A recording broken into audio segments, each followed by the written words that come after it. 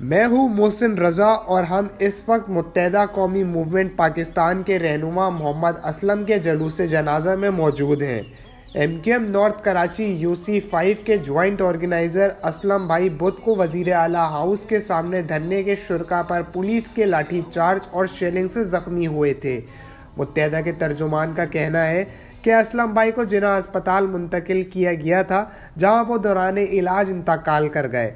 البتہ ایڈمنسٹریٹر کراچی مرتضی وہاب کا دعویٰ ہے کہ محمد اسلم نام کے کسی شخص کو جناح اسپتال لایا ہی نہیں گیا تھا۔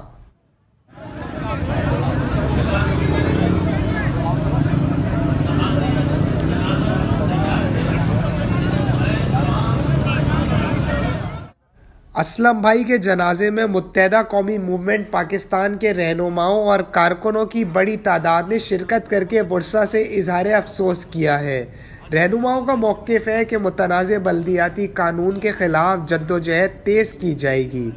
کارکنوں کا مطالبہ ہے کہ IG سندھ کو فوری طور پر معطل کیا جائے اور تشدد کے ذمہ دار افسران کو سزا دی جائے۔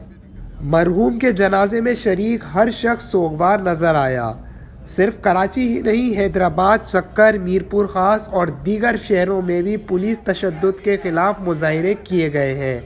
متنازع بلدیاتی قانون کے خلاف وزیر اعلیٰ ہاؤس کے سامنے دھرنے میں پولیس تشدد سے کئی خواتین سمیت متعدد کارکن زخمی ہوئے تھے۔